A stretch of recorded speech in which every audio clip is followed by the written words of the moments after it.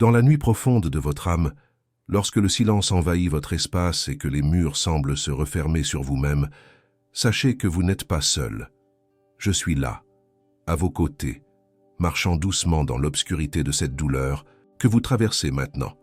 Une séparation n'est jamais simplement la fin d'une relation, c'est une fracture de l'âme, une division de ce qui était autrefois uni. Permettez-moi de me présenter. Je suis Carl Gustav Jung, non pas comme une figure historique figée dans le temps, mais comme une voix qui comprend les profondeurs de votre souffrance actuelle. J'ai consacré ma vie à explorer les recoins les plus sombres de l'âme humaine, à comprendre comment nous nous brisons et, plus important encore, comment nous nous reconstruisons. La séparation que vous vivez aujourd'hui n'est pas seulement la perte d'une personne, c'est la perte d'un futur imaginé, d'une identité partagée, d'un langage secret que vous seul compreniez. C'est comme si une partie de votre carte intérieure avait été soudainement effacée, vous laissant désorienté dans un territoire désormais inconnu. Cette douleur que vous ressentez a une profondeur archétypale. Elle résonne avec la souffrance de millions d'êtres humains à travers l'histoire. Vous participez, sans l'avoir choisi, à l'une des grandes expériences universelles de l'humanité, la perte. Et pourtant, dans cette universalité réside une solitude particulière, car votre douleur est unique, personnelle, façonnée par votre histoire singulière. Lorsque deux âmes s'entrelacent pendant des mois, des années, elles ne restent jamais inchangées. L'autre devient une partie de nous, intégrée dans notre psyché, présent dans nos rêves, nos pensées, nos projections. Et quand cette personne disparaît de notre quotidien, elle laisse derrière elle une empreinte négative, un espace vide qui a exactement la forme de ce qu'elle représentait dans notre vie. Beaucoup de ceux qui traversent une séparation me parlent de cette sensation étrange. Ils se sentent à la fois vides et trop pleins. Vides de la présence physique de l'autre, mais submergés par son absence omniprésente. C'est un paradoxe douloureux que vous connaissez peut-être. Votre chagrin n'est pas un signe de faiblesse. Il est le témoignage de votre capacité à aimer profondément, à vous connecter véritablement à un autre être humain. Cette capacité est l'un des plus beaux dons que nous possédons, même si aujourd'hui, il vous semble être la source de votre plus grande souffrance. La rupture que vous vivez maintenant touche à des couches de votre être que vous ignoriez, peut-être avant cette expérience. Elle révèle des vulnérabilités, des peurs anciennes, parfois même des blessures d'enfance que vous pensiez avoir cicatrisées. C'est comme si l'amour avait construit un pont au-dessus de ces abîmes intérieurs. Et maintenant que ce pont s'est effondré, vous vous retrouvez face à ces profondeurs oubliées. J'ai souvent observé dans mon travail avec mes patients que les relations amoureuses agissent comme des miroirs complexes. Elles nous reflètent non seulement qui nous sommes, mais aussi qui nous aspirons à être, qui nous craignons d'être, qui nous avons été dans le passé. Quand la relation se termine, tous ces reflets semblent disparaître simultanément, créant une confusion identitaire profonde. Qui suis-je maintenant? Cette question résonne peut-être en vous avec une insistance douloureuse. Vous vous êtes peut-être défini pendant longtemps comme l'amant de, le partenaire de, celui qui partage sa vie avec. Et soudain, ces définitions ne tiennent plus. Vous vous sentez comme une maison dont on aurait retiré les fondations, incertain de ce qui reste encore debout et solide en vous. Cette perte d'identité est particulièrement troublante car elle touche à ce que j'appelle le processus d'individuation, ce chemin par lequel nous devenons pleinement nous-mêmes. Paradoxalement, bien que douloureuse, cette rupture pourrait marquer une étape cruciale dans votre propre processus d'individuation, vous invitant à redécouvrir qui vous êtes au-delà des projections et des attachements. Dans mes années de pratique, j'ai observé que nous projetons souvent sur nos partenaires amoureux des aspects de ce que j'appelle l'anima ou l'animus, ces archétypes du féminin et du masculin qui résident en chacun de nous. Quand la relation se termine, ces projections nous reviennent, parfois violemment, nous forçant à intégrer des parties de nous-mêmes que nous avions externalisées. Les jours qui suivent une séparation sont souvent marqués par une qualité onirique, comme si vous flottiez entre deux mondes. Vos routines quotidiennes continuent mécaniquement, mais une partie de vous reste suspendue dans un espace liminal, ni complètement présente dans votre nouvelle réalité, ni capable de retourner à l'ancienne. Cette sensation d'entre-deux est normale, même nécessaire. C'est un temps de gestation psychique. La nuit, vos rêves deviennent peut-être plus intenses, plus vivants. Écoutez-les attentivement. Dans ces moments où la conscience s'affaiblit, l'inconscient parle plus librement, offrant des symboles et des images qui peuvent vous guider dans ce passage difficile. Notez ces rêves s'ils vous reviennent au réveil. Ils contiennent souvent des clés pour votre guérison. La colère que vous ressentez peut-être contre votre ex-partenaire, contre vous-même, contre le destin, est une énergie puissante. Ne la réprimez pas, mais ne la laissez pas non plus vous consumer. La colère bien canalisée peut devenir une force de transformation. Elle vous indique ce qui était important pour vous, ce que vous valorisiez dans cette relation, ce que vous refusez d'accepter dans la façon dont elle s'est terminée. Il y a aussi cette culpabilité qui s'infiltre souvent après une rupture, cette voix qui murmure inlassablement « si seulement j'avais » ou « si seulement je n'avais pas ». Cette voix mérite d'être écoutée, mais pas d'être crue aveuglément. Elle parle depuis un lieu de douleur, pas nécessairement depuis un lieu de vérité objective. Dans les moments les plus sombres, vous pouvez avoir l'impression que cette douleur ne finira jamais, qu'elle est devenue votre nouvelle identité, permanente. Je vous assure qu'il n'en est rien. La psyché humaine possède une capacité remarquable à guérir, à transformer la souffrance en sagesse, à intégrer même les expériences les plus déchirantes dans une narration plus large et significative de notre vie. Ce qui semble aujourd'hui être une fin pourrait, avec le temps et le travail intérieur, se révéler être un commencement. Non pas le commencement que vous aviez imaginé ou désiré, mais un commencement néanmoins, ouvrant sur des possibilités que vous ne pouvez pas encore entrevoir dans le brouillard de la douleur présente.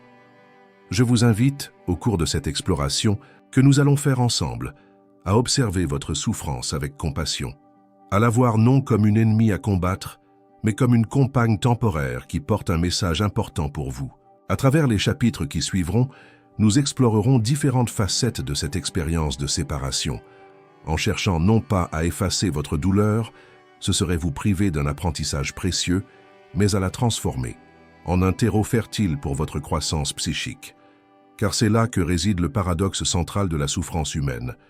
Correctement accueillie et traversée, elle devient le véhicule même de notre plus profonde transformation. Ce qui nous brise peut aussi nous ouvrir. Ce qui nous vide peut créer l'espace nécessaire pour quelque chose de nouveau. Alors que nous commençons ce voyage ensemble, rappelez-vous que la nuit, même la plus obscure, porte en elle la promesse de l'aube. Non pas parce que c'est une belle métaphore réconfortante, mais parce que c'est ainsi que fonctionne le cycle naturel de la psyché humaine, tout comme celui de la nature elle-même. Je vous tends la main dans cette obscurité. Avançons ensemble, pas à pas, vers cette lumière qui attend patiemment son heure. Qui suis-je sans toi? Le miroir est devenu étrange. Vous vous y regardez et pourtant quelque chose a changé. Est-ce votre regard? Est-ce le visage qui vous fait face? Cette sensation de ne plus tout à fait vous reconnaître n'est pas une illusion. Elle touche à l'une des conséquences les plus profondes d'une séparation, la perturbation de votre sentiment d'identité. Pendant des années peut-être, votre identité s'est partiellement construite en relation avec cette personne, qui n'est plus là. Non seulement à travers les rôles explicites que vous occupiez, amant, partenaire, confident, mais aussi à travers 1000 façons subtiles dont cette présence façonnait votre perception de vous-même. Dans le regard de l'autre, nous trouvons une confirmation, parfois une révélation de qui nous sommes. Cette question « Qui suis-je sans toi ?» n'est pas simplement rhétorique. Elle touche au cœur de ce que j'appelle le processus d'individuation, ce long chemin par lequel nous devenons véritablement nous-mêmes, intégrant progressivement les différentes facettes de notre psyché en un tout cohérent. L'amour est un phénomène psychique fascinant. Lorsque nous aimons profondément, les frontières entre le soi et l'autre deviennent perméables. Une partie de nous habite l'autre, et une partie de l'autre vit en nous. C'est ce que j'ai appelé dans mes travaux la participation mystique, cet état où les identités s'entremêlent, où l'on ne sait plus toujours où l'on finit et où commence l'autre. Dans cette fusion, quelque chose de magique se produit. Nous expérimentons une complétude rare, comme si des parties manquantes de nous-mêmes trouvaient enfin leur place. Cette sensation n'est pas illusoire. Elle correspond à une réalité psychique profonde. À travers l'autre, nous contactons des aspects de notre être qui étaient restés dans l'ombre, inaccessibles directement. Mais quand la relation se termine, cette alchimie cesse brutalement. Les parties de vous qui vivaient à travers cette connexion semblent soudain amputées. Ce n'est pas seulement l'autre personne que vous pleurez, mais aussi ces aspects de vous-même que vous ne pouviez vivre qu'à travers cette relation particulière. Prenons un moment pour explorer ce phénomène plus en profondeur. Dans ma théorie, des archétypes, je parle de l'anima et de l'animus, respectivement les aspects féminins dans la psyché masculine et les aspects masculins dans la psyché féminine. Ces archétypes représentent des énergies complémentaires que nous portons tous en nous, indépendamment de notre genre. Or, dans une relation intime, nous projetons souvent inconsciemment notre anima ou notre animus sur notre partenaire. L'autre devient alors le réceptacle de ces projections, incarnant pour nous ces aspects complémentaires. Quand la relation se brise, ces projections nous reviennent en plein visage, nous laissant désorientés, comme si une partie de notre carte intérieure avait été effacée. Si vous êtes un homme ayant perdu une femme aimée, vous pouvez ressentir cette perte comme celle d'une connexion avec votre propre sensibilité, votre intuition, votre capacité à ressentir certaines émotions subtiles. Si vous êtes une femme ayant perdu un homme aimé, vous pouvez vivre cette séparation comme la perte d'un certain type de force, d'affirmation ou de logique structurante. Bien sûr, ces dynamiques ne sont pas figées et varient considérablement, selon les individus et les relations. L'essentiel est de comprendre que ce sentiment de perte d'identité après une rupture n'est pas superficiel. Il touche au fondement même de comment nous nous définissons et nous expérimentons. Dans mes années de pratique, j'ai observé que cette phase de confusion identitaire, bien que douloureuse, peut devenir une opportunité précieuse, car elle vous invite à une question fondamentale. Qu'est-ce qui, en vous, demeure inchangé, malgré cette perte? Quel est ce noyau d'identité qui persiste au-delà des relations qui vous définissent temporairement? Cette quête vous mène directement à ce que j'appelle le soi, non pas le petit moi de l'ego, mais ce centre psychique plus profond qui contient la totalité de ce que vous êtes, consciemment et inconsciemment. Le soi est comme le soleil de votre système psychique, une source constante d'énergie et de direction, même lorsque les nuages temporaires de la souffrance semblent l'obscurcir. Paradoxalement, c'est souvent dans ces moments de grande perturbation identitaire que nous avons la possibilité de contacter ce soi plus authentique, comme si la rupture des identifications extérieures nous permettait momentanément d'apercevoir quelque chose de plus fondamental en nous. Vous vous demandez peut-être comment retrouver ce sentiment d'être vous-même quand tant de vos habitudes, préférences et même goûts semblent avoir été entrelacés avec ceux de votre ex-partenaire. Cette confusion est normale. Pendant des années peut-être, vous avez négocié vos choix, adapté vos désirs, fusionné vos routines. Démêler cet écheveau demande du temps.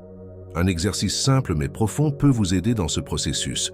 Prenez un moment chaque jour pour vous demander, face à un choix, même mineur comme un film à regarder ou un plat à cuisiner, qu'est-ce que je veux vraiment, indépendamment de ce que l'autre aurait voulu ou de ce qui aurait fonctionné dans notre dynamique.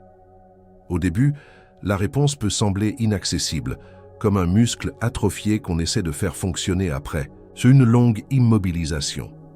Avec patience, ces moments de connexion avec vos désirs authentiques deviendront plus fréquents, plus clairs. Vous redécouvrirez des parties de vous-même qui étaient peut-être restées en sommeil pendant la relation, non par la faute de l'autre, mais simplement par la nature même de l'équilibre que toute relation établit. Un autre aspect crucial de cette redécouverte identitaire concerne votre relation à la solitude. Dans une culture qui valorise souvent les connexions constantes, la solitude est perçue comme un état à éviter. Pourtant, c'est souvent dans ces moments où nous sommes véritablement seuls avec nous-mêmes que nous pouvons entendre la voix subtile de notre être profond. La solitude, après une séparation, a une qualité particulière.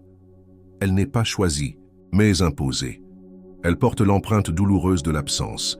Et pourtant, graduellement, cette même solitude peut se transformer en un espace sacré où vous renouez avec vous-même, où vous entendez à nouveau le murmure de votre âme sous le bruit des regrets et des peurs. Apprivoiser cette solitude ne signifie pas s'y résigner passivement. Il s'agit plutôt de la transformer en solitude créatrice. Cet état où l'absence de l'autre n'est plus vécu uniquement comme un manque, mais aussi comme un espace de possibilités nouvelles. Dans mon travail clinique, j'ai vu des personnes traverser ce processus de façon très diverse. Certaines redécouvrent des passions abandonnées depuis longtemps, d'autres se reconnectent avec des amitiés qui s'étaient distendues. D'autres encore explorent des facettes d'elles-mêmes qu'elles n'avaient jamais osé exprimer pleinement dans le cadre de leur relation. Cette exploration n'est pas linéaire. Vous connaîtrez probablement des jours où vous vous sentirez fort dans cette nouvelle autonomie, suivi de moments où le doute vous submergera à nouveau, où l'absence de l'autre créera un vertige identitaire. Ces fluctuations font partie intégrante du processus. Un phénomène intéressant se produit souvent durant cette phase. Des rêves particulièrement vivants et significatifs peuvent émerger. Soyez attentifs à ces messages de votre inconscient.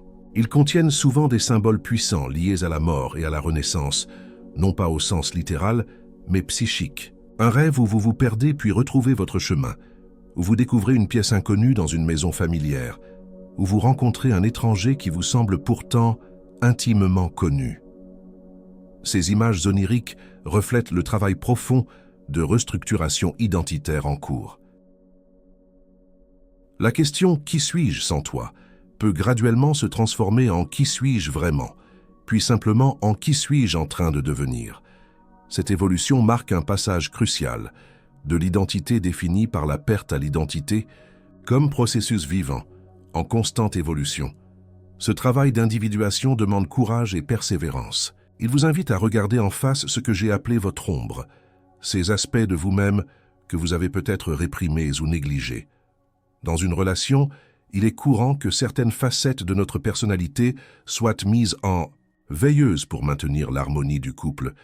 Ces aspects ne disparaissent pas, ils demeurent dans l'ombre, influençant subtilement nos comportements. La période post-rupture offre une occasion unique de reconnaître et d'intégrer ces éléments ombreux. Peut-être découvrirez-vous en vous une colère dont vous n'aviez pas conscience, une sensualité inexploitée, une créativité mise en sourdine, ou encore une force intérieure que vous n'avez jamais pleinement embrassée.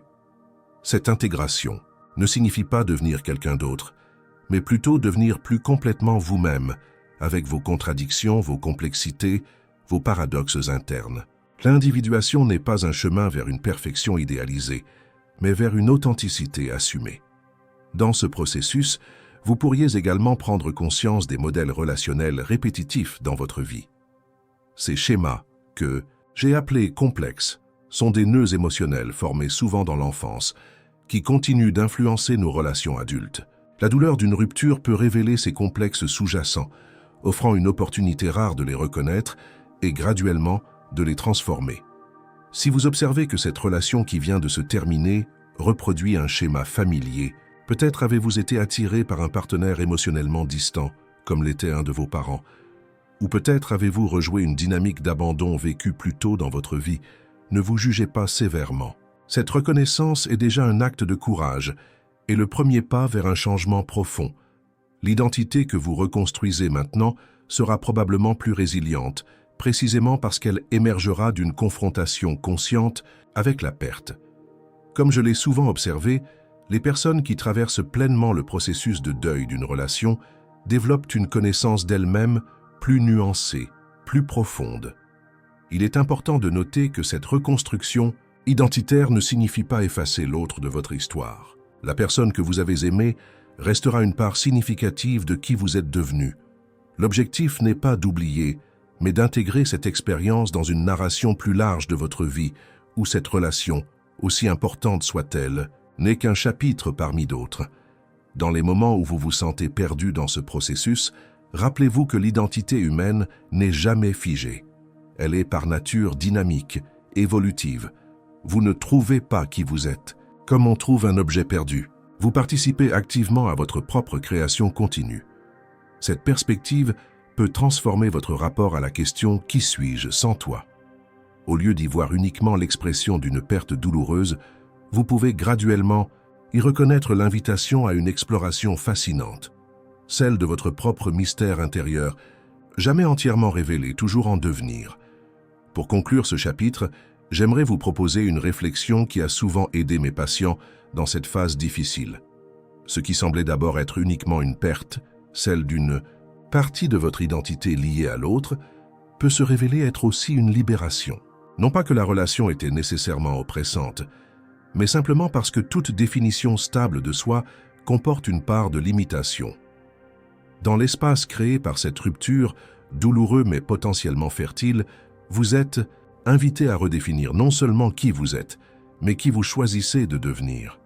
C'est peut-être là, paradoxalement, que réside la promesse cachée dans cette épreuve, l'opportunité d'une rencontre renouvelée avec vous-même. Le silence de la maison et la voix de la douleur il y a ce moment particulier, lorsque vous rentrez chez vous après une journée où vous avez peut-être réussi, pendant quelques heures, à vous distraire de votre chagrin. Vous ouvrez la porte et le silence vous accueille. Un silence qui n'est pas neutre mais chargé d'absence. Ce n'est pas simplement l'absence d'un bruit, mais l'absence d'une présence spécifique qui autrefois habitait cet espace avec vous. Ce silence de la maison a une densité particulière après une séparation. Il agit comme un amplificateur de la conscience, rendant soudain plus aiguë votre perception de ce qui n'est plus là. Les objets familiers semblent porter l'empreinte de cette absence. Le fauteuil vide, la tasse abandonnée, le lit à moitié déserté, tous deviennent des témoins muets de ce qui a été perdu. Dans mes années de pratique clinique, j'ai observé que ce silence domestique est souvent vécu comme particulièrement éprouvant, même par des personnes habituellement à l'aise avec la solitude. C'est que nous ne faisons pas face ici à une simple solitude, mais à ce que j'appellerais une solitude en négatif, définie non par sa plénitude propre, mais par le contour précis de ce qui manque. Ce silence n'est pas réellement silencieux. Il est habité par ce que j'appelle la voix de la douleur. Cette conversation intérieure intense qui s'élève souvent dans les moments de calme apparent. Cette voix peut prendre différentes formes. Elle peut être celle du regret. Si seulement j'avais, celle de la colère. Comment a-t-il elle pu? Celle de l'anxiété concernant l'avenir. Je ne pourrai jamais. Ou encore celle, plus sourde, du désespoir. Tout est fini. Cette voix de la douleur mérite votre attention. Non pas votre obéissance aveugle, car elle peut parfois vous entraîner dans des spirales destructrices, mais votre écoute attentive. Car cette voix, aussi douloureuse soit-elle, porte un message. Elle est l'expression de parties blessées de votre psyché qui cherchent à être reconnues, entendues. Dans ma pratique analytique, j'encourage souvent les personnes traversant un deuil relationnel à dialoguer consciemment avec cette voix de la douleur. Non pas pour s'y identifier complètement, vous n'êtes pas votre douleur, même si elle occupe temporairement une grande place dans votre expérience, mais pour établir une relation plus consciente avec elle. Une approche que je trouve particulièrement utile est ce que j'ai appelé l'imagination active, une forme de dialogue intérieur où vous donnez délibérément la parole à cette souffrance, lui permettant de s'exprimer pleinement tout en maintenant votre position. De témoin conscient, vous pouvez écrire ce dialogue comme une conversation entre deux parties de vous-même, ou simplement le visualiser intérieurement. Que cherches-tu à me dire? Pourriez-vous demander à cette douleur qui vous habite? De quoi as-tu besoin pour commencer à guérir? Ces questions simples peuvent ouvrir des portes surprenantes vers une compréhension plus profonde de votre expérience. Car la douleur de la séparation n'est jamais uniquement présente. Elle est stratifiée, composée de couches qui se superposent, la perte immédiate de la relation, mais aussi potentiellement la réactivation de pertes plus anciennes, parfois remontant jusqu'à l'enfance. C'est ce que j'appelle l'effet de constellation, lorsqu'une expérience présente active un complexe émotionnel plus ancien, amplifiant considérablement sa charge émotionnelle. Dans le silence de votre maison, ces rêves peuvent devenir des guides, vous montrant des chemins de guérison que votre conscience éveillée n'aperçoit pas encore. Le silence de la maison vous confronte également à un autre aspect fondamental de la perte, le temps transformé. Après une séparation, notre perception du temps change radicalement. Le présent semble parfois s'étirer interminablement, les minutes s'égrenant avec une lenteur douloureuse, surtout dans ces moments où l'absence de l'autre est le plus vivement ressentie. Simultanément, le passé acquiert une qualité particulière, tantôt idéalisée dans la nostalgie, même les moments ordinaires prenant soudain une aura précieuse, tantôt réécrits par l'amertume ou le doute. Quant au futur, il peut sembler momentanément impensable, comme si l'horizon temporel s'était brutalement rétréci. Cette perturbation de votre rapport au temps n'est pas un simple effet secondaire de la séparation. Elle est au cœur même du processus de deuil relationnel. Car ce que vous pleurez n'est pas seulement ce qui a été, mais aussi ce qui aurait pu être, ces futurs imaginés, espérés, peut-être promis, qui n'adviendront jamais. La voix de la douleur dans le silence de votre maison parle souvent de ces futurs perdus. Les anniversaires que vous ne célébrerez pas ensemble, les voyages que vous n'entreprendrez jamais, les enfants que vous n'aurez peut-être pas. Ce deuil de l'avenir est particulièrement déchirant, car il touche à quelque chose d'intangible, des possibilités plutôt que des réalités, des histoires inachevées, des potentialités non réalisées. Dans ces moments où le silence amplifie la voix de votre douleur, une tentation fréquente est de chercher immédiatement à le remplir par la distraction constante, le bruit, de nouvelles relations précipitées. Ces stratégies d'évitement sont compréhensibles, mais elles peuvent retarder le nécessaire travail intérieur. La sagesse ancienne, contenue dans de nombreuses traditions spirituelles, nous enseigne que la traversée de la douleur, plutôt que sa fuite, est le chemin vers la guérison véritable. Dans ma pratique analytique, j'encourage souvent cette approche contre-intuitive. Au lieu de fuir le silence douloureux, apprivoisez-le progressivement. Au lieu d'étouffer la voix de la souffrance, apprenez à l'écouter avec discernement. Cette écoute n'est pas passive. Elle implique un dialogue actif avec votre douleur, non pas pour vous y complaire, mais pour la traverser consciemment. Car c'est souvent en descendant dans les profondeurs de notre souffrance que nous découvrons les ressources insoupçonnées de notre être. Dans ces moments de silence habités par la douleur, accordez une attention particulière aux symboles qui émergent spontanément dans votre conscience. Ces images, qu'elles apparaissent dans vos rêves, vos rêveries éveillées, ou même dans les synchronicités que vous observez dans votre quotidien, peuvent contenir des clés précieuses pour votre processus de guérison. Une image récurrente chez beaucoup de personnes traversant une séparation est celle de la métamorphose. Le papillon émergeant de la chrysalide, le phénix renaissant de ses cendres, la plante poussant à travers le béton. Ces symboles ne sont pas de simples clichés réconfortants, mais des expressions de ce que j'ai appelé la fonction transcendante de la psyché, cette capacité innée à transformer la souffrance en croissance. En écoutant attentivement la voix de votre douleur dans le silence de votre maison, vous pourriez découvrir qu'elle change progressivement de tonalité. Ce qui était d'abord un cri de protestation contre la perte peut graduellement se transformer en une expression plus nuancée, portant peut-être les premières graines d'une compréhension plus profonde. Ce processus n'est pas linéaire. Vous connaîtrez probablement des jours où le silence semblera insupportable, suivi de moments où vous commencerez à y trouver une forme de paix. Cette fluctuation fait partie intégrante du chemin de la guérison.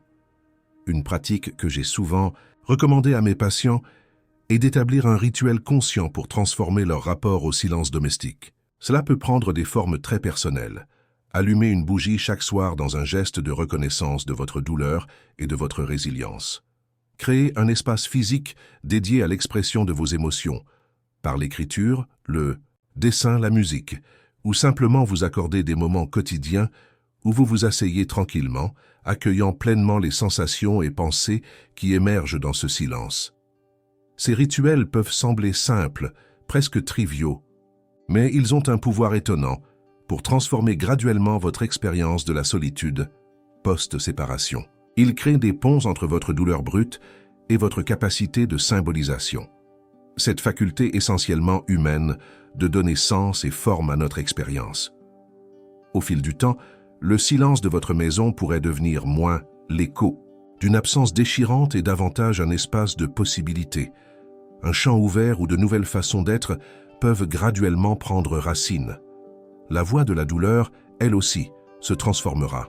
Non pas qu'elle disparaîtra entièrement, certaines pertes laissent des traces permanentes dans notre psyché, mais elle s'intégrera dans une symphonie intérieure plus large, comme un instrument parmi d'autres, plutôt que comme la mélodie dominante de votre vie. Cette transformation est au cœur de ce que j'appelle le processus d'individuation, ce chemin par lequel nous intégrons nos expériences, même les plus douloureuses, dans une totalité psychique plus complète et authentique. Le silence de la maison et la voix de la douleur sont donc, paradoxalement, non seulement des aspects de votre souffrance présente, mais aussi des portails potentiels vers une conscience plus profonde de vous-même.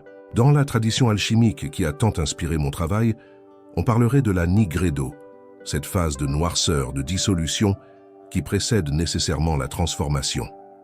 Traverser consciemment ce silence douloureux, plutôt que de simplement l'endurer passivement, est peut-être l'un des actes les plus courageux que vous puissiez accomplir dans cette période difficile.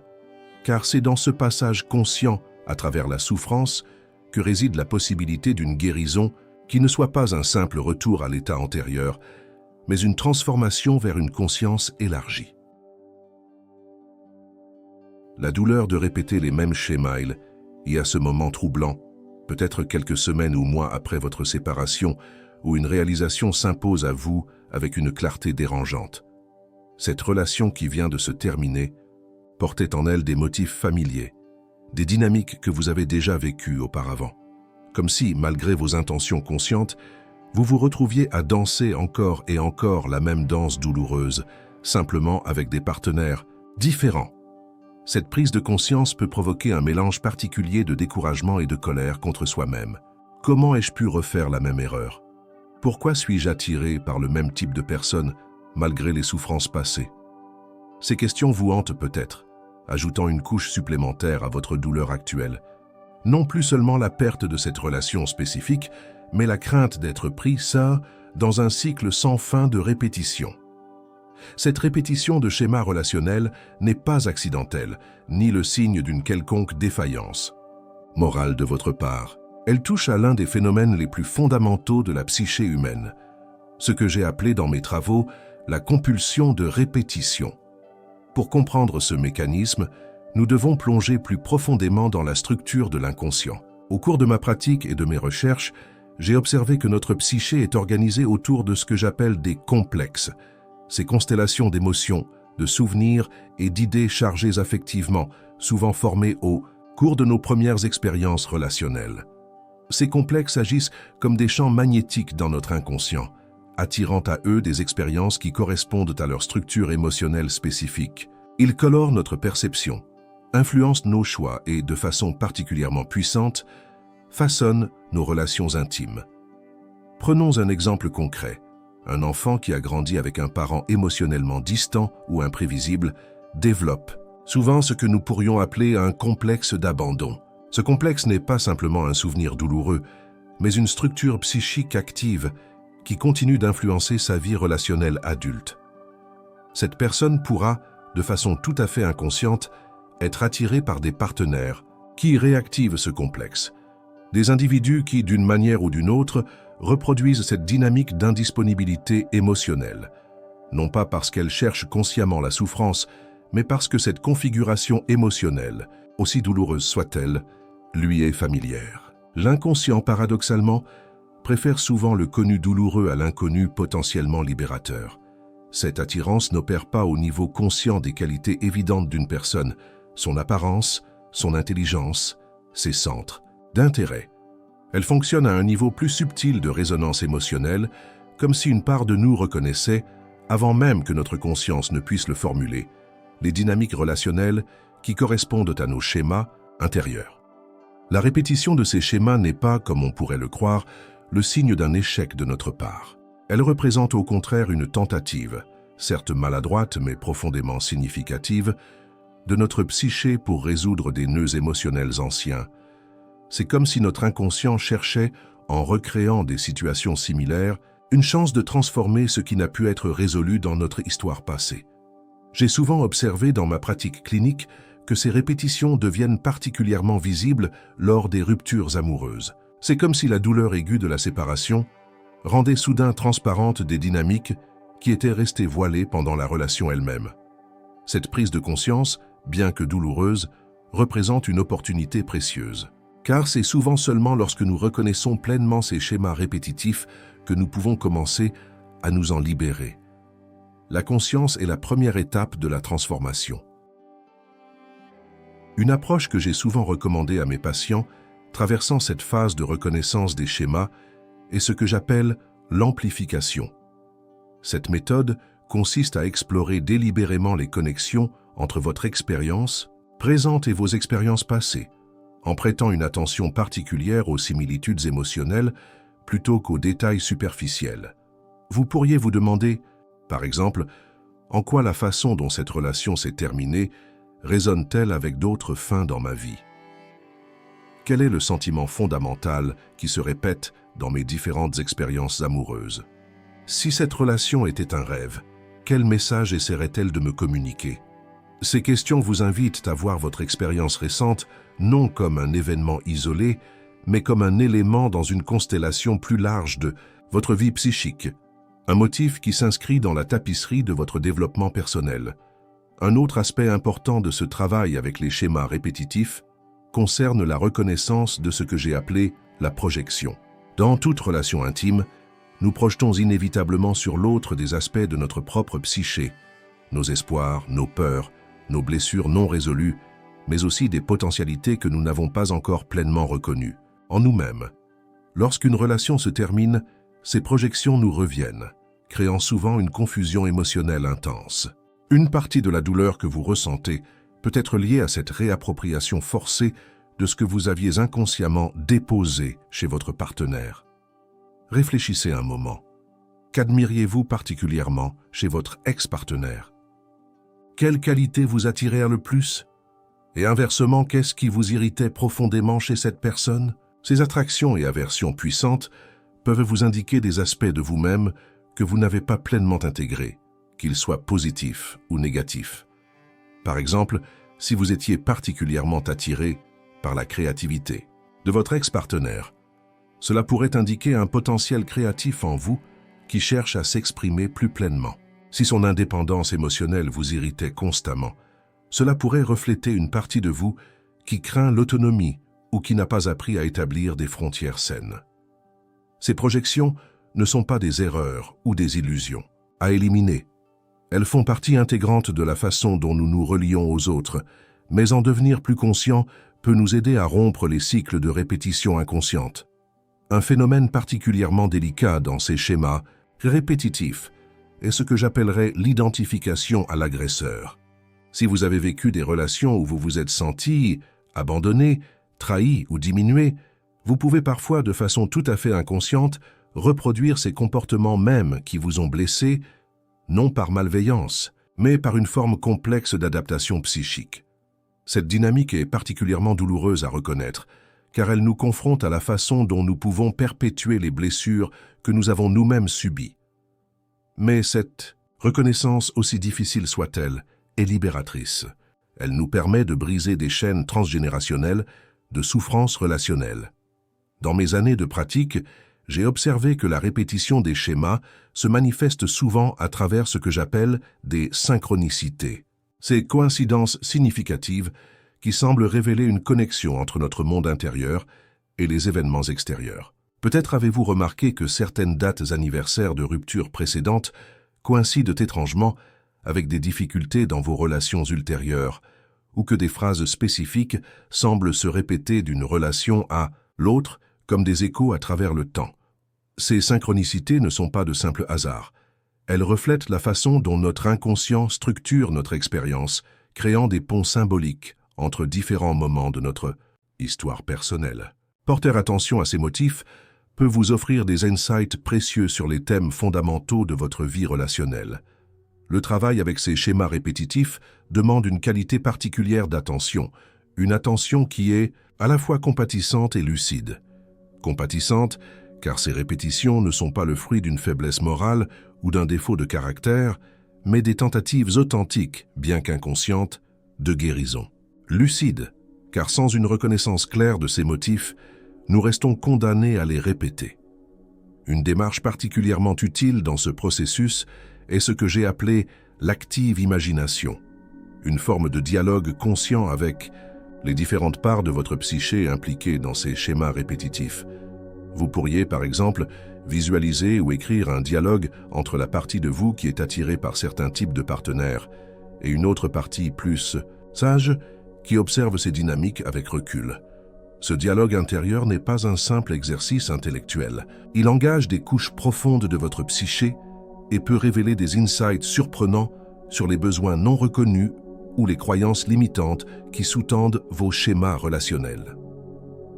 À mesure que vous devenez plus conscient de ces motifs répétitifs, vous pourriez ressentir une gamme d'émotions complexes, de la tristesse face au temps perdu dans ces cycles, de la colère contre des influences précoces qui ont peut-être façonné ces schémas, ou encore une peur intense face à la possibilité de changement. Ces émotions font partie intégrante du processus de transformation. Accueillez-les comme des guides plutôt que comme des obstacles. Chacune vous offre une information précieuse sur votre chemin singulier. Un aspect particulièrement délicat de ce travail avec les schémas répétitifs concerne la tension entre responsabilité et culpabilité. Reconnaître votre participation inconsciente à ces dynamiques récurrentes ne signifie pas vous blâmer pour des souffrances que vous n'avez pas choisies consciemment. La véritable responsabilité psychologique n'est pas rétroactive. Elle commence au moment où la conscience s'éveille. Dans ce processus de reconnaissance des schémas, vous pourriez également découvrir ce que j'ai appelé le complexe du sauveur, cette tendance à être attiré, par des partenaires que vous espérez inconsciemment réparer ou transformer. Ce schéma est particulièrement courant chez les personnes qui ont dû, tôt dans leur vie, prendre soin des besoins émotionnels de leurs parents ou assumer des responsabilités au-delà de leur âge. Si vous reconnaissez cette dynamique dans vos relations passées, accueillez cette réalisation avec compassion. Ce besoin de sauver l'autre reflète souvent un désir profond de réparer des blessures anciennes, peut-être les vôtres, peut-être celles d'un parent que vous n'avez pas pu aider quand vous étiez enfant. À l'inverse, vous pourriez identifier un schéma où vous êtes constamment attiré par des personnes qui prennent un rôle protecteur ou dominant envers vous. Cette dynamique peut refléter un besoin non satisfait de sécurité émotionnelle ou une difficulté à assumer pleinement votre propre pouvoir et autonomie. Quelle que soit la nature spécifique de vos schémas répétitifs, la clé de leur transformation réside dans la conscience. Non pas une conscience intellectuelle, abstraite, mais une reconnaissance incarnée, ressentie de ces dynamiques profondes. Cette prise de conscience peut sembler initialement alourdir votre fardeau émotionnel, ajoutant une couche de complexité à la douleur de votre séparation récente. Mais avec le temps, elle devient en réalité libératrice. Car comprendre les forces inconscientes qui ont façonné vos choix passés vous permet de faire des choix plus conscients à l'avenir. La rupture que vous traversez actuellement pourrait, avec le recul, apparaître comme un point d'inflexion, décisif dans votre parcours relationnel. Non pas simplement comme la fin douloureuse d'une relation spécifique, mais comme le moment où vous avez commencé à reconnaître et à transformer des schémas qui vous limitaient depuis longtemps. Ce travail de transformation des schémas répétitifs n'est pas rapide ni linéaire. Il implique des avancées et des reculs, des moments de clarté suivis de périodes de confusion. Soyez patient avec vous-même dans ce processus. La psyché a son propre rythme de guérison qui ne correspond pas toujours à nos attentes conscientes. Dans mes années de pratique, j'ai observé que ce travail avec les schémas répétitifs conduit souvent à ce que j'appellerais une seconde naïveté dans les relations. Non pas un retour à l'innocence originelle, qui serait impossible et peut-être même indésirable, mais l'émergence d'une capacité renouvelée à s'engager authentiquement avec l'autre, enrichie par la conscience des dynamiques relationnelles profondes. Cette seconde naïveté est marquée par une qualité particulière de présence, une capacité à être véritablement disponible à l'expérience présente, sans la filtrer constamment à travers les prismes des blessures passées ou des attentes futures. Elle combine la sagesse acquise à travers vos expériences douloureuses avec une ouverture fondamentale à la nouveauté de chaque rencontre. Pour conclure ce chapitre sur la douleur de répéter les mêmes schémas, je vous invite à considérer la perspective suivante. Ces répétitions, aussi douloureuses soient-elles, ne sont pas des erreurs dans votre parcours. Elles sont le langage à travers lequel votre psyché tente de vous communiquer des vérités essentielles sur vos besoins profonds, vos blessures non guéries et vos potentialités non réalisées. La séparation que vous traversez actuellement vous offre une opportunité rare de déchiffrer ce langage, d'entendre ces messages subtils que votre âme vous adresse à travers ces schémas récurrents. Dans cette écoute attentive réside la possibilité non seulement de guérir des blessures anciennes, mais aussi de découvrir des aspects de vous-même que vous n'aviez peut-être jamais pleinement reconnus. Car au-delà de la douleur de la répétition se trouve la promesse de la transformation, non pas comme un état final parfait à atteindre, mais comme un processus continu d'évolution et d'intégration psychique. Ce processus est au cœur de ce que j'ai appelé l'individuation, ce chemin par lequel nous devenons, progressivement et parfois douloureusement, plus pleinement nous-mêmes. La sombre que se révèle dans la solitude quand les portes se ferment, quand le silence devient votre seul compagnon. C'est là, dans la solitude qui suit une séparation, que nous rencontrons ce que Jung appelait l'ombre, cette partie de nous-mêmes que nous avons si soigneusement dissimulée, ces aspects de notre personnalité que nous avons refusé de voir, que nous avons repoussés loin dans l'inconscient. Nous sommes seuls maintenant, sans le regard de l'autre pour nous définir, sans ces mots pour nous rassurer, et c'est précisément dans ce vide que notre ombre peut enfin se manifester. Dans votre lit vide, la nuit, quand vous fixez le plafond, qu'entendez-vous? Des pensées que vous n'osiez pas formuler auparavant. Des peurs qui vous semblent maintenant si claires. Des colères que vous aviez réprimées. La séparation a créé un espace déchirant, certes, mais aussi un espace où votre âme peut enfin respirer pleinement. Jung nous enseigne que l'ombre n'est pas à craindre. Elle n'est pas cette bête noire que nous imaginons. Elle est une partie intégrante de notre être, porteuse de vérités essentielles. Votre colère n'est pas votre ennemi. Votre tristesse n'est pas votre faiblesse. Votre peur n'est pas votre prison. Ces émotions sont des messagers, des guides, des parties de vous qui demandent à être entendues. La solitude après une séparation est comme une chambre obscure où l'on commence peu à peu à distinguer les contours. D'abord, tout semble noir, effrayant. Puis, progressivement, nos yeux s'habituent. Nous commençons à voir des formes, des nuances. Dans cette obscurité, nous découvrons des aspects de nous-mêmes que nous n'avions jamais osé affronter lorsque nous étions dans la relation. Peut-être la dépendance affective qui nous liait à l'autre, peut-être la peur de la solitude qui nous poussait à accepter l'inacceptable, peut-être l'image idéalisée que nous nous étions créée de notre partenaire, ignorant délibérément ses faiblesses. Jung nous rappelle que l'intégration de l'ombre est une étape essentielle dans le processus d'individuation. C'est en acceptant ces parties obscures de nous-mêmes que nous devenons véritablement complets. Alors, dans cette solitude qui vous enveloppe aujourd'hui, je vous invite à une rencontre avec votre ombre. Quelles sont ces pensées? Qui vous visite lorsque vous êtes seul? Quelles sont ces émotions que vous avez réprimées pendant si longtemps? Quels sont ces aspects de vous-même que vous avez niés ou rejetés? Ne les jugez pas, ne les fuyez pas. Observez-les simplement, avec curiosité, avec bienveillance. Ils font partie de vous, de votre richesse intérieure. La séparation a ouvert une porte vers votre monde intérieur, une porte vers une connaissance plus profonde de vous-même. Cette douleur que vous ressentez n'est pas seulement la douleur de la perte, c'est aussi la douleur de la naissance d'un nouveau vous, plus authentique, plus conscient. Lorsque nous sommes en couple, nous avons tendance à projeter sur l'autre nos désirs, nos attentes, nos besoins non satisfaits. C'est ce que Jung appelait la projection. Nous voyons en l'autre ce que nous ne pouvons pas ou ne voulons pas voir en nous-mêmes. La séparation brise ce miroir de projection. Elle nous force à regarder en nous-mêmes, à reconnaître ces parties de nous que nous avions projetées sur l'autre. C'est un processus douloureux, certes, mais c'est aussi un processus profondément libérateur.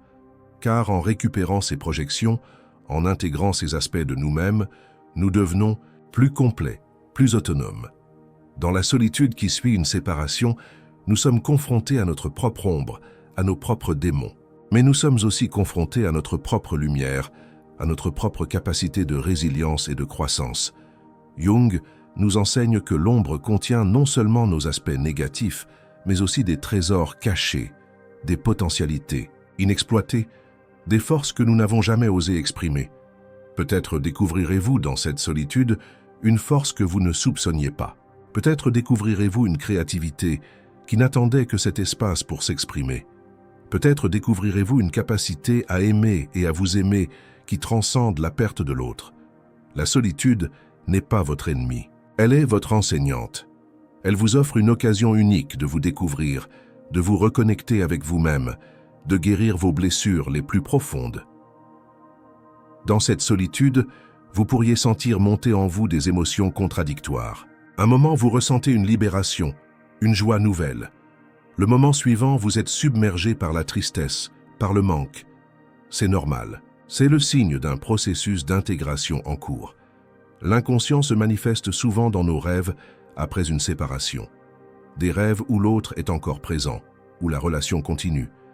Des rêves où vous vous sentez abandonné, perdu. Des rêves de réconciliation, de guérison. Ces rêves ne sont pas à ignorer. Ils sont des messages de votre inconscient, des tentatives de votre psyché pour intégrer l'expérience de la séparation, pour donner un sens à ce qui s'est passé. Jung nous encourage à prêter attention à ces rêves, à les noter, à les explorer, car ils peuvent contenir des clés précieuses pour notre guérison. Dans la solitude, nous avons également l'opportunité de nous réconcilier avec nos archétypes intérieurs. L'anima ou l'animus, les aspects féminins dans l'homme ou masculins dans la femme, le sage, l'enfant intérieur, le héros, tous ces aspects de notre psyché qui influencent nos relations, souvent à notre insu. La séparation peut être vue comme une invitation à rétablir l'équilibre entre ces différentes parties de nous-mêmes, à ne plus chercher à l'extérieur, ce qui ne peut être trouvé qu'à l'intérieur. C'est un voyage intérieur que vous entreprenez maintenant. Un voyage vers une plus grande connaissance de vous-même, vers une plus grande acceptation de qui vous êtes vraiment. Ce voyage n'est pas sans difficulté. Il y aura des moments de doute, de confusion, de désespoir. Mais chaque pas sur ce chemin est un pas vers la guérison, vers l'intégration, vers la plénitude. La solitude après une séparation n'est pas une punition. Elle est une opportunité de rencontrer votre ombre, de l'embrasser, de l'intégrer à votre conscience. Car c'est seulement en faisant la paix avec toutes les parties de nous-mêmes, même les plus sombres, que nous pouvons véritablement nous aimer et aimer les autres de manière authentique et profonde. Dans cette solitude, vous êtes invité à un dialogue intérieur. Un dialogue entre votre moi conscient et votre inconscient. Un dialogue entre votre lumière et votre ombre. Écoutez ce que votre ombre a à vous dire. Elle porte des vérités que vous avez peut-être trop longtemps ignorées. Des vérités sur vos besoins, vos désirs, vos limites. Peut-être votre ombre vous dira-t-elle que vous avez trop donné dans cette relation, que vous vous êtes oublié. Peut-être vous dira-t-elle que vous avez eu peur d'être vraiment vous-même, que vous avez porté un masque. Ou peut-être vous montrera-t-elle des aspects de vous-même que vous n'avez pas osé exprimer. Votre colère légitime face à certaines situations, votre besoin de liberté, votre désir d'être pleinement reconnu. Ce dialogue avec l'ombre n'est pas toujours confortable. Il peut remuer des émotions profondes, faire ressurgir des souvenirs douloureux.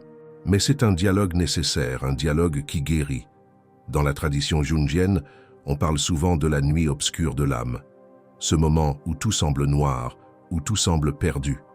Ce moment où nous sommes confrontés à nos peurs les plus profondes, à nos doutes les plus tenaces. La séparation peut être vécue comme une nuit obscure de l'âme, une nuit où nous perdons nos repères, où nous nous sentons désorientés, perdus. Mais Jung nous rappelle que c'est souvent dans les moments les plus sombres que la lumière peut enfin apparaître. C'est souvent dans nos plus grandes crises que nous trouvons nos plus grandes opportunités de croissance. Alors, dans cette solitude qui vous enveloppe aujourd'hui, cherchez la lumière. Cherchez ces éclairs de conscience, ces moments de compréhension profonde, ces instants de paix intérieure. Ils sont là, attendant d'être découverts. Comme des étoiles dans la nuit, ils peuvent vous guider vers un nouveau jour, vers une nouvelle compréhension de vous-même et de la vie. La rencontre avec l'ombre est une étape essentielle dans le processus d'individuation selon Jung. C'est en intégrant ces aspects refoulés de nous-mêmes que nous devenons plus complets, plus authentiques. Et c'est précisément ce que la solitude après une séparation nous offre. Une opportunité d'individuation, une chance de devenir plus pleinement qui nous sommes vraiment. Car au fond, qui sommes-nous vraiment? Sommes-nous cette personne que nous prétendions être dans la relation? Sommes-nous cette personne que l'autre voyait en nous? Ou sommes-nous quelque chose de plus vaste, de plus complexe, de plus mystérieux? La solitude nous invite à explorer ces questions, à plonger dans les profondeurs de notre être, à découvrir notre véritable nature. Et dans cette exploration, nous pouvons trouver non seulement notre ombre, mais aussi notre lumière. Non seulement nos blessures, mais aussi notre capacité de guérison. Non seulement notre vulnérabilité, mais aussi notre force. La séparation a ouvert une porte vers votre monde intérieur, une porte vers une connaissance plus profonde de vous-même. Ne craignez pas de franchir cette porte, ne craignez pas de rencontrer votre ombre, car c'est dans cette rencontre que vous trouverez votre véritable force, votre véritable lumière. La solitude n'est pas votre ennemi. Elle est votre allié sur ce chemin de découverte et de guérison. Elle vous offre l'espace dont vous avez besoin pour vous reconnecter avec vous-même, pour vous réconcilier avec toutes les parties de votre être. Et dans cette réconciliation, vous trouverez une paix intérieure que personne ne pourra vous enlever. Une paix qui ne dépend pas de la présence ou de l'absence de l'autre. Une paix qui vient de la connaissance et de l'acceptation de qui vous êtes vraiment. La séparation a créé un vide douloureux, certes, mais aussi un vide fertile, un espace où de nouvelles possibilités peuvent émerger. Dans ce vide, vous avez l'occasion de reconstruire votre vie sur des bases plus authentiques, plus alignées avec votre véritable nature. Vous avez l'occasion de créer une relation plus profonde et plus vraie avec vous-même. Et peut-être, un jour, ce vide sera-t-il rempli non pas par la présence d'un autre, mais par la plénitude de votre propre être. Peut-être un jour, vous sentirez-vous complet, entier, même dans la solitude. Car la véritable guérison après une séparation ne consiste pas à trouver quelqu'un d'autre pour combler le vide. Elle consiste à devenir si plein de vous-même, si en paix avec qui vous êtes, que vous n'avez plus besoin de quelqu'un d'autre pour vous compléter. C'est ce que Jung appelait l'individuation, le processus par lequel nous devenons des individus, complets, intégrés, authentiques, et c'est ce processus que la solitude après une séparation peut déclencher en vous. Un processus douloureux, certes, mais aussi un processus profondément transformateur et libérateur. Alors, dans cette solitude qui vous enveloppe aujourd'hui, je vous invite à une rencontre avec votre ombre, avec toutes ces parties de vous-même que vous avez peut-être trop longtemps ignorées ou rejetées, car c'est dans cette rencontre que vous trouverez votre véritable force, votre véritable lumière. C'est dans cette rencontre que vous découvrirez qui vous êtes vraiment, au-delà des masques, au-delà des projections, au-delà des illusions. Et dans cette découverte, vous trouverez peut-être la plus grande leçon que la séparation puisse vous offrir. La leçon de l'amour de soi. L'amour de soi dans sa totalité, dans sa complexité, dans sa beauté et dans sa vulnérabilité. Car au fond, peut-être que la plus grande histoire d'amour que nous puissions vivre est celle que nous vivons avec nous-mêmes. Une histoire d'amour qui commence par la rencontre avec notre ombre, avec notre vérité profonde. Une histoire d'amour qui nous mène vers la plénitude, vers l'intégration, vers la paix intérieure. Dans la solitude qui suit une séparation, cette histoire d'amour peut enfin commencer à s'écrire. Une histoire d'amour entre vous et vous-même. Une histoire d'amour qui ne connaîtra jamais de fin. Chapitre 6. Le pardon de soi comme renaissance, se pardonner. Ces deux mots semblent si simples, et pourtant ils contiennent l'un des défis les plus profonds que nous ayons à relever après une séparation. Car dans le silence qui suit la tempête, dans ce vide où résonnent encore les échos des mots, dits et non dits, nous nous trouvons souvent face à un juge impitoyable, nous-mêmes. Nous revivons chaque moment, chaque décision, chaque parole. Nous nous demandons « et si j'avais fait autrement ?» Et si j'avais dit autre chose? Et si j'avais été différent? Ces questions tournoient dans notre esprit comme des oiseaux inquiets, ne trouvant jamais de repos. Et avec elles vient souvent un sentiment profond de culpabilité, de regret, de honte parfois. Selon Jung, ces sentiments ne sont pas à ignorer. Ils sont des guides, des messagers de notre inconscient. Ils nous montrent les zones de notre âme, qui ont besoin de guérison, de reconnaissance, d'intégration. La culpabilité que vous ressentez peut être le signe d'un conflit intérieur non résolu. Le regret peut pointer vers des aspirations profondes que vous n'avez pas osé exprimer. La honte peut révéler des aspects de vous-même que vous n'avez pas encore acceptés. Mais ces sentiments, aussi douloureux soient-ils, ne sont pas destinés à devenir votre prison. Ils sont des passages, des étapes sur le chemin de la guérison et de la renaissance. Car oui, se pardonner est une renaissance. C'est permettre à une nouvelle partie de vous-même de venir au monde. Une partie plus consciente, plus compatissante, plus complète. Le pardon de soi n'est pas une simple formule magique que l'on se récite devant le miroir. Ce n'est pas non plus une façon d'effacer le passé ou de nier nos responsabilités.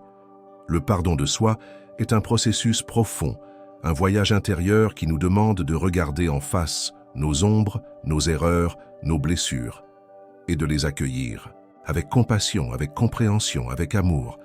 Jung nous enseigne que le pardon de soi commence par la conscience de nos motivations profondes, de nos peurs, de nos besoins non satisfaits, la conscience de notre humanité, avec toutes ses imperfections, toutes ses contradictions, car nous sommes humains, profondément, irrémédiablement humains. Nous faisons des erreurs. Nous blessons parfois ceux que nous aimons.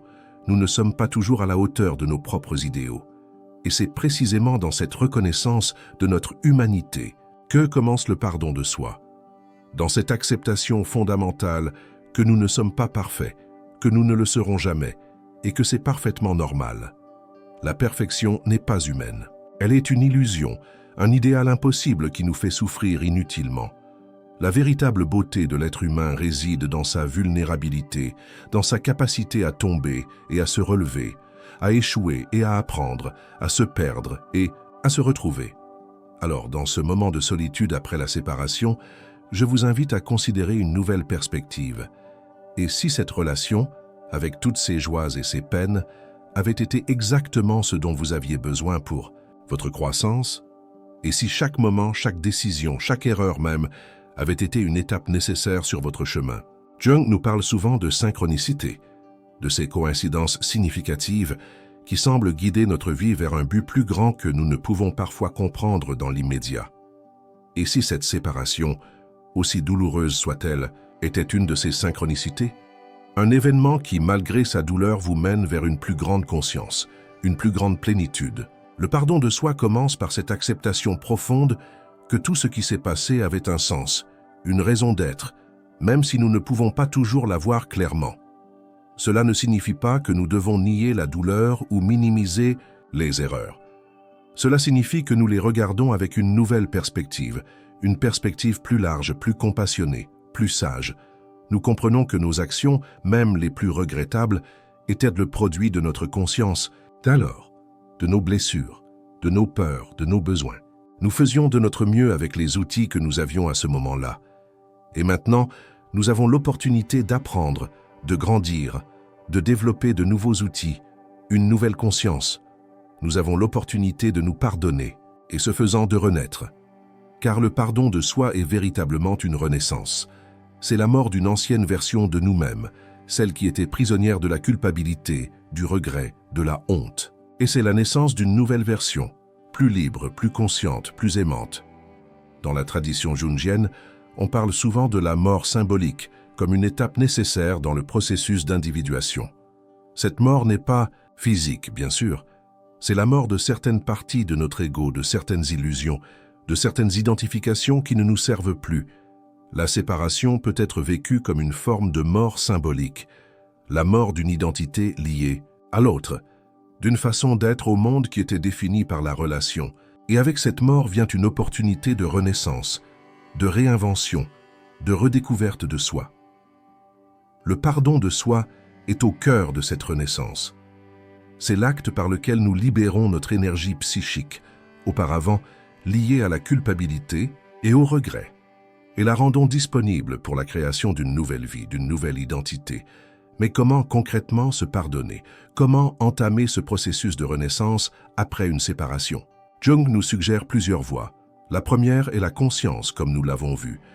La deuxième est l'acceptation profonde de notre humanité, de nos erreurs, de nos limites. Et la troisième est l'intégration de ces aspects de nous-mêmes que nous avons peut-être rejetés ou niés. Prenez un moment maintenant pour réfléchir à ce que vous avez du mal à vous pardonner dans cette relation qui s'est terminée. Est-ce une parole blessante que vous avez prononcée? Une action que vous regrettez? Une opportunité manquée? Observez ce souvenir, cette pensée, avec curiosité et sans jugement. Essayez de comprendre ce qui a motivé cette parole, cette action, cette omission. Quels besoins non satisfaits, quelles peurs, quelles blessures anciennes s'exprimaient à travers elle. Puis, imaginez que vous parlez à un ami cher qui aurait fait la même chose. Que lui diriez-vous? Probablement, vous lui offririez compréhension, compassion, réconfort. Vous lui rappelleriez son humanité, sa valeur intrinsèque, qui ne dépend pas de ses actions ou de ses erreurs. Maintenant, offrez-vous cette même compassion, cette même compréhension. Parlez-vous comme vous parleriez à cet ami cher. Reconnaissez votre humanité, votre valeur intrinsèque, qui ne dépend pas de vos actions ou de vos erreurs. Le pardon de soi est un acte d'amour envers soi-même, un acte qui reconnaît notre valeur, notre dignité, notre beauté, indépendamment de nos erreurs ou de nos échecs. Et cet acte d'amour est transformateur. Il libère une énergie immense, une énergie qui était auparavant bloquée dans la culpabilité, le regret, la honte. Une énergie qui devient maintenant disponible pour la création, la guérison, la croissance. C'est comme si, en vous pardonnant, vous ouvriez une porte en vous-même.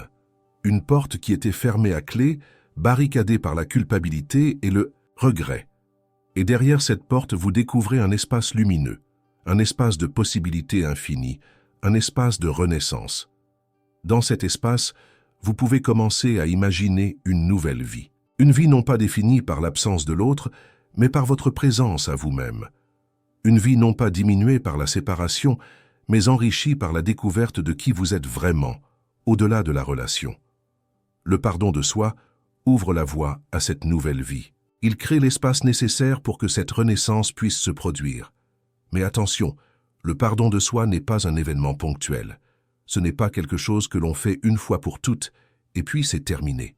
C'est un processus continu, un chemin que l'on parcourt jour après jour, pas à pas.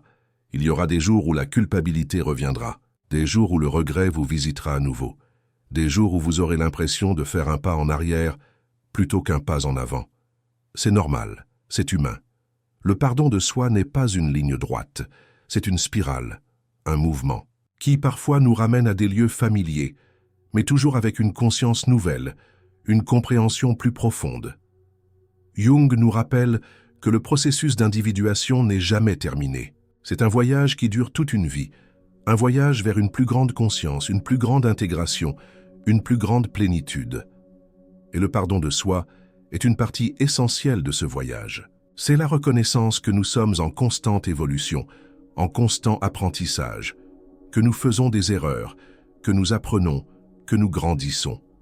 Se pardonner, c'est se donner la permission de continuer ce voyage, malgré les erreurs, malgré les échecs. C'est se donner la permission d'être humain, avec toutes les imperfections et toutes les beautés que cela implique. Et dans cette permission, dans ce pardon, il y a une liberté immense. La liberté d'être soi-même pleinement, authentiquement. La liberté d'aimer et d'être aimé non pas malgré nos imperfections, mais avec elles. Car au fond, c'est peut-être cela, la plus grande leçon que le pardon de soi nous enseigne, que nous sommes dignes d'amour, non pas parce que nous sommes parfaits, mais parce que nous sommes humains. Que notre valeur ne réside pas dans notre perfection, mais dans notre humanité, dans notre capacité à aimer, à apprendre, à grandir, à nous pardonner. Le pardon de soi après une séparation n'est pas une façon d'effacer le passé ou de minimiser la douleur. C'est une façon de l'intégrer, de lui donner un sens, de la transformer en une force de croissance et de renaissance. Dans ce processus de pardon, vous découvrirez peut-être que la séparation, aussi douloureuse soit-elle, était une opportunité. Une opportunité de vous rencontrer plus profondément, de vous aimer plus pleinement, de vous pardonner plus complètement. Et dans cette découverte, dans cette renaissance, vous pourrez peut-être un jour regarder en arrière et ressentir une gratitude inattendue. Une gratitude pour tout ce qui s'est passé, pour tout ce qui vous a conduit à ce moment, à cette version plus consciente, plus intégrée, plus authentique de vous-même. Car le pardon de soi est une renaissance qui ne dépend pas de l'autre, de sa présence ou de son absence, de son pardon ou de son jugement. Une renaissance qui vient de l'intérieur, de cette relation profonde et sacrée que vous entretenez avec vous-même. Se pardonner, c'est naître à nouveau. C'est permettre à une nouvelle version de vous-même de venir au monde. Une version plus consciente, plus compatissante, plus complète. Une version qui porte en elle toutes les leçons, toutes les cicatrices, toutes les beautés de ce qui s'est passé. Alors, dans ce moment de solitude après la séparation, je vous invite à considérer une nouvelle perspective.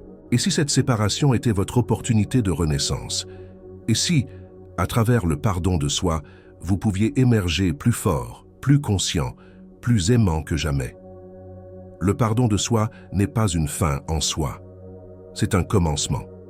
Le commencement d'une nouvelle histoire, d'une nouvelle vie, d'un nouveau vous.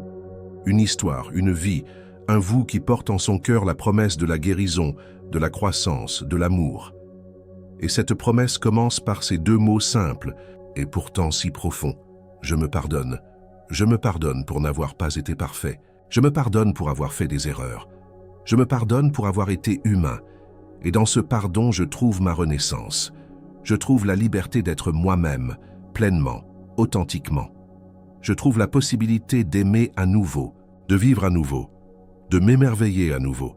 Car au fond, peut-être que la plus grande histoire d'amour que nous puissions vivre est celle que nous vivons avec nous-mêmes.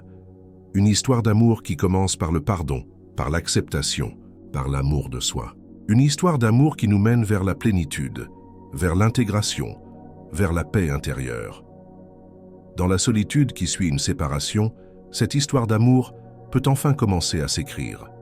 Une histoire d'amour entre vous et vous-même. Une histoire d'amour qui ne connaîtra jamais de fin.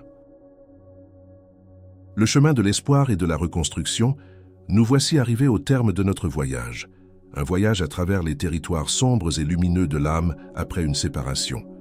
Un voyage à travers la douleur, le deuil, la colère, mais aussi la compréhension, le pardon, la renaissance. Et maintenant, nous nous tenons à l'aube d'un nouveau jour. Un jour qui porte en lui la promesse de l'espoir, de la reconstruction, du renouveau. Car c'est là que nous mène le chemin de la guérison après une séparation, vers l'espoir.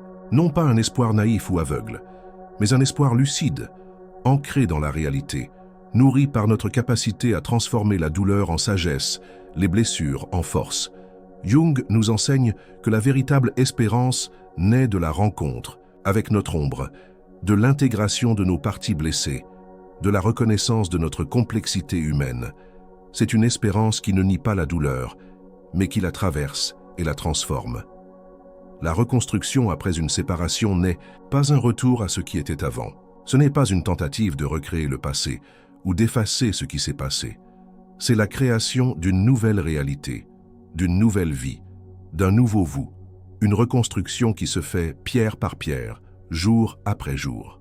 Une reconstruction qui honore ce qui a été, intègre ce qui est et ouvre la voie à ce qui sera. Dans cette reconstruction, vous n'êtes pas seul. Vous êtes guidé par votre propre sagesse intérieure, par cette voix qui vous parle dans le silence, qui vous montre le chemin, pas à pas. Cette voix, Jung l'appelait le soi. Ce centre de la psyché, cette source de guidance et de sagesse qui transcende notre ego, nos peurs, nos désirs superficiels.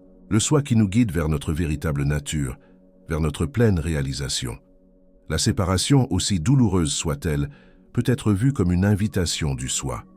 Une invitation à revenir à vous-même, à votre essence, à votre vérité profonde. Une invitation à reconstruire votre vie sur des bases plus authentiques, plus alignées avec qui vous êtes vraiment.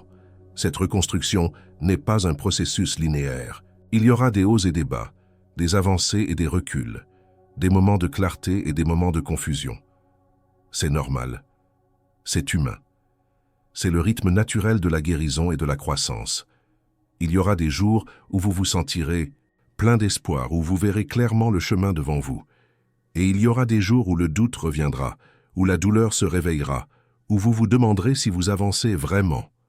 Dans ces moments de doute, rappelez-vous ceci. La spirale de la guérison nous ramène parfois à des lieux familiers, à des émotions que nous pensions avoir dépassées. Mais nous y revenons toujours avec une conscience nouvelle, une compréhension plus profonde, une capacité plus grande à les accueillir et à les transformer. Le chemin de la reconstruction après une séparation n'est pas un chemin droit. C'est un labyrinthe, un parcours sinueux qui nous mène parfois au cœur de nos peurs, de nos doutes, de nos blessures. Mais c'est aussi un chemin qui, si nous le suivons avec courage et conscience, nous mène vers une plus grande plénitude, une plus grande liberté, une plus grande capacité d'aimer. Car au fond, c'est de cela qu'il s'agit, apprendre à aimer à nouveau. Apprendre à s'aimer soi-même d'abord, profondément, complètement, avec toutes nos ombres et toutes nos lumières.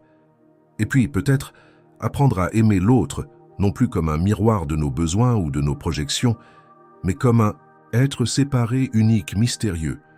La reconstruction après une séparation nous offre cette opportunité, celle de réinventer notre façon d'aimer, de passer d'un amour basé sur la dépendance, la peur de l'abandon, le besoin de contrôle, à un amour fondé sur la liberté, le respect, la reconnaissance de l'altérité.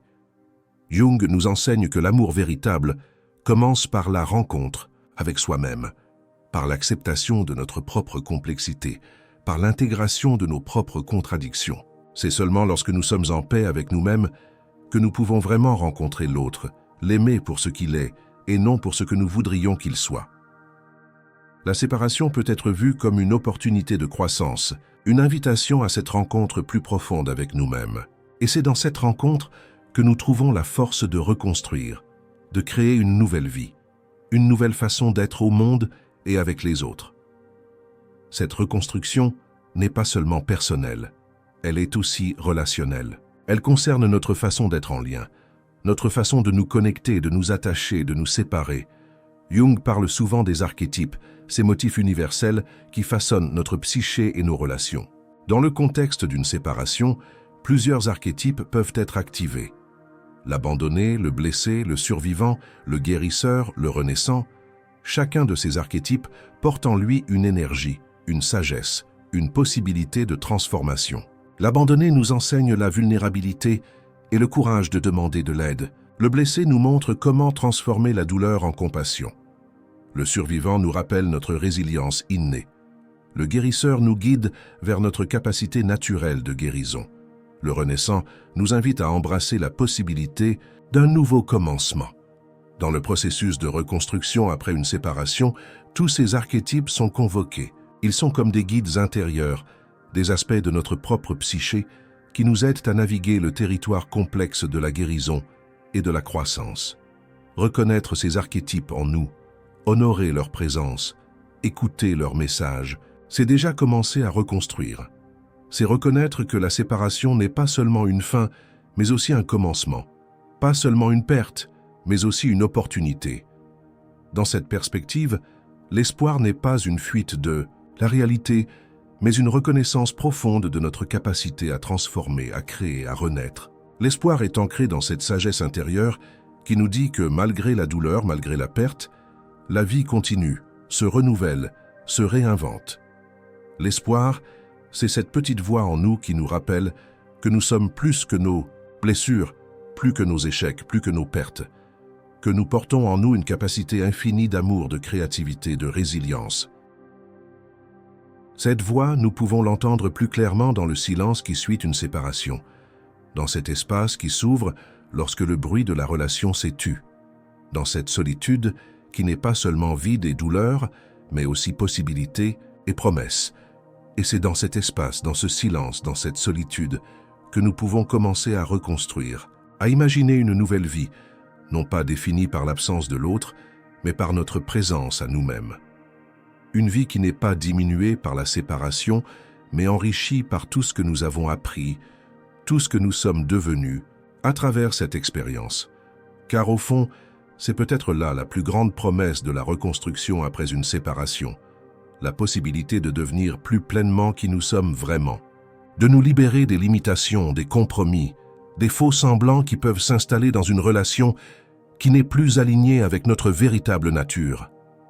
La possibilité de vivre une vie plus authentique, plus alignée, plus conforme à nos valeurs profondes, à nos aspirations les plus chères. Une vie qui reflète qui nous sommes vraiment, au-delà des masques, au-delà des rôles, au-delà des attentes extérieures. Cette reconstruction est un acte créatif. C'est l'art de transformer la douleur en beauté, la perte en possibilité, la fin en commencement. C'est un art qui demande patience, présence, persévérance. Mais c'est aussi un art qui nous révèle notre propre génie, notre propre capacité à créer et à recréer notre vie. Dans ce processus créatif, nous ne sommes pas seuls. Nous sommes accompagnés par notre propre sagesse intérieure, par ces voix profondes qui nous guident si nous savons les écouter.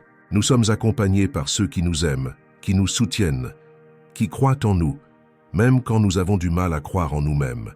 Et nous sommes accompagnés par tous ceux qui ont traversé une séparation avant nous. Par tous, ceux qui ont connu la douleur de la fin, mais aussi la joie du recommencement. Par tous ceux qui, comme nous, ont entrepris ce voyage de guérison et de croissance, car la séparation est une expérience profondément humaine. Elle fait partie de ces passages que beaucoup d'entre nous traversent à un moment ou à un autre de notre vie.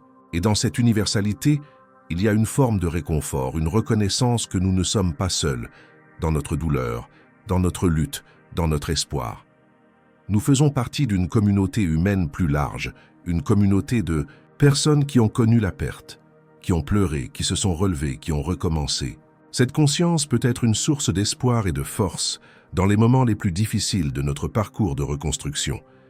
Et puis, il y a une autre source d'espoir, peut-être la plus fondamentale de toutes, la nature cyclique de la vie elle-même.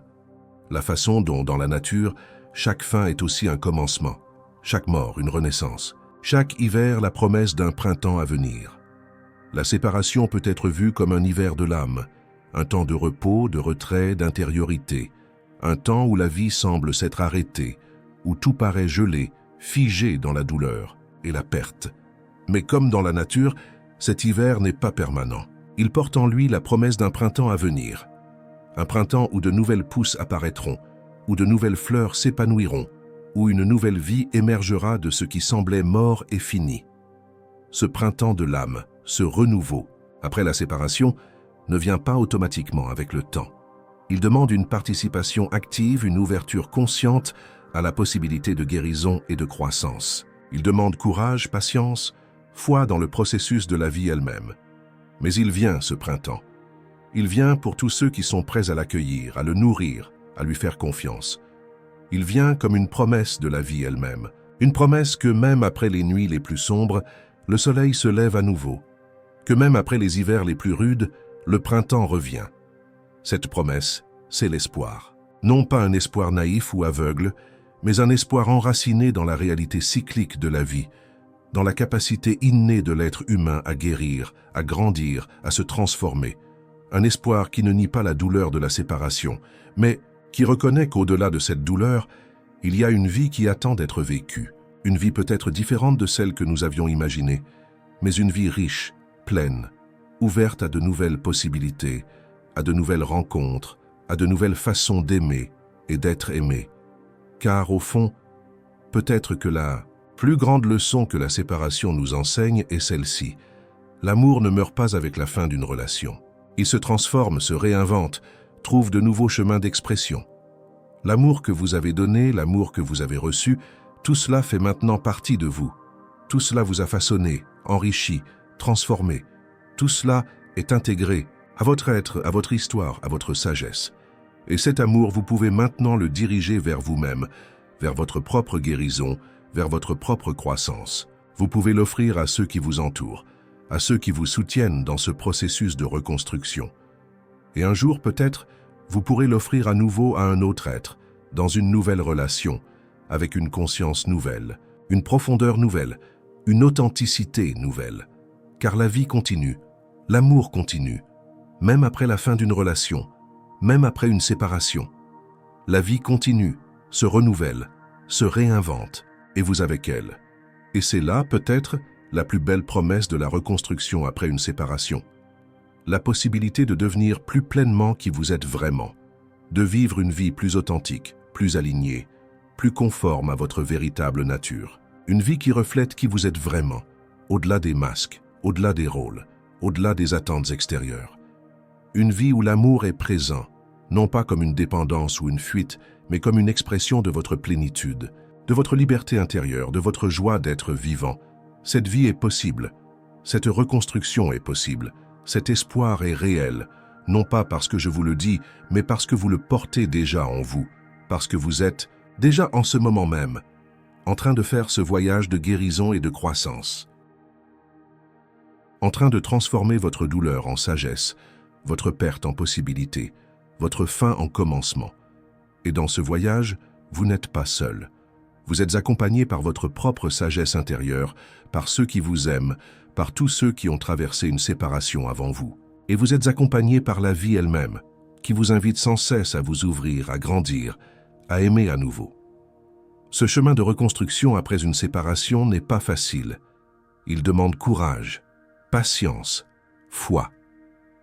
Mais c'est un chemin qui vaut la peine d'être parcouru, car à son terme, il y a une vie renouvelée, une conscience élargie, une capacité d'aimer plus profonde et plus vraie. Une vie où la séparation n'est plus seulement une blessure, mais aussi une cicatrice, qui raconte une histoire de courage, de résilience, de renaissance, une histoire qui est la vôtre, unique, précieuse, digne d'être vécue et partagée. Alors dans ce moment de solitude après la séparation, je vous invite à considérer une nouvelle perspective. Et si cette séparation était non seulement une fin mais aussi un commencement, non seulement une perte mais aussi une opportunité, non seulement une blessure mais aussi une ouverture vers une vie plus authentique, plus alignée, plus pleine, et si dans cette douleur même se cachait une invitation à vous rencontrer plus profondément, à vous aimer plus pleinement, à vivre plus authentiquement. Cette invitation, c'est l'espoir. Non pas un espoir de retour en arrière, de retour à ce qui était avant, mais un espoir de mouvement vers l'avant, vers ce qui peut être maintenant, vers ce qui vous attend, au-delà de la douleur, au-delà de la séparation. Un espoir qui vous rappelle que vous êtes plus que vos blessures, plus que vos échecs, plus que vos pertes, que vous portez en vous une capacité infinie d'amour, de créativité, de résilience, que vous êtes au fond de vous-même entier, complet, digne d'amour et de bonheur. Cette vérité est là, attendant d'être redécouverte dans le silence qui suit une séparation. Dans cet espace qui s'ouvre lorsque le bruit de la relation s'est tu, dans cette solitude qui n'est pas seulement vide et douleur, mais aussi possibilité et promesse. Et c'est dans cet espace, dans ce silence, dans cette solitude, que vous pouvez commencer à reconstruire, à imaginer une nouvelle vie, non pas définie par l'absence de l'autre, mais par votre présence à vous-même. Une vie qui n'est pas diminuée par la séparation, mais enrichie par tout ce que vous avez appris, tout ce que vous êtes devenu à travers cette expérience.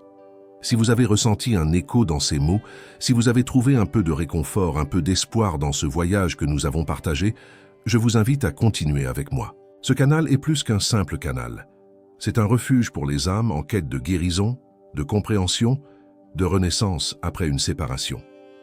Si vous souhaitez poursuivre cette exploration, si vous désirez approfondir cette compréhension de vous-même et de vos émotions, inscrivez-vous. Chaque semaine, nous explorerons ensemble un nouvel aspect de ce voyage de guérison et de croissance. Nous plongerons dans les profondeurs de la psyché humaine, guidés par les enseignements de Jung, pour trouver des chemins de guérison, de transformation, de renaissance. Car ce voyage que vous entreprenez maintenant, ce voyage à travers la douleur de la séparation vers l'espoir de la reconstruction, est un voyage sacré. Un voyage qui mérite d'être honoré, soutenu, guidé. Un voyage qui peut vous mener vers une version plus authentique, plus intégrée, plus aimante de vous-même. Et dans ce voyage, vous n'êtes pas seul. Vous êtes accompagné par tous ceux qui, comme vous, cherchent à transformer leur douleur en sagesse, leur perte en possibilité, leur fin en commencement. Vous êtes accompagné par cette communauté d'âmes en quête de guérison et de croissance. Vous êtes accompagné par la vie elle-même, qui vous invite sans cesse à vous ouvrir, à grandir, à aimer à nouveau. Ce chemin est le vôtre. Il est unique, précieux, sacré, et il mérite d'être parcouru avec conscience, avec courage, avec espoir. Car au bout de ce chemin, il y a une promesse. La promesse d'une vie renouvelée, d'une conscience élargie, d'un cœur ouvert. La promesse d'un amour qui ne meurt pas avec la fin d'une relation, mais qui se transforme, se réinvente, trouve de nouveaux chemins d'expression. Cette promesse est là, attendant d'être réalisée. Et vous avez en vous tout ce dont vous avez besoin pour la faire vôtre. Tout ce dont vous avez besoin pour transformer votre douleur en force, votre perte en opportunité, votre séparation en renaissance. Car au fond, peut-être que la plus grande vérité que Jung nous enseigne est celle-ci. Nous sommes des êtres de transformation, des êtres capables de mourir et de renaître, de nous perdre et de nous retrouver, de nous briser et de nous reconstruire, encore et encore, tout au long de notre vie. Et dans cette capacité de transformation réside notre plus grand espoir. L'espoir que même après la nuit la plus sombre, le soleil se lève à nouveau, que même après l'hiver le plus rude, le printemps revient, que même après la séparation la plus douloureuse, l'amour trouve de nouveaux chemins pour s'exprimer, pour guérir, pour renaître. Cet espoir est le vôtre, cette capacité de transformation est la vôtre, cette vie qui attend au-delà de la séparation est la vôtre. Prenez-la, vivez-la, aimez-la, car elle est précieuse, unique, irremplaçable, tout comme vous.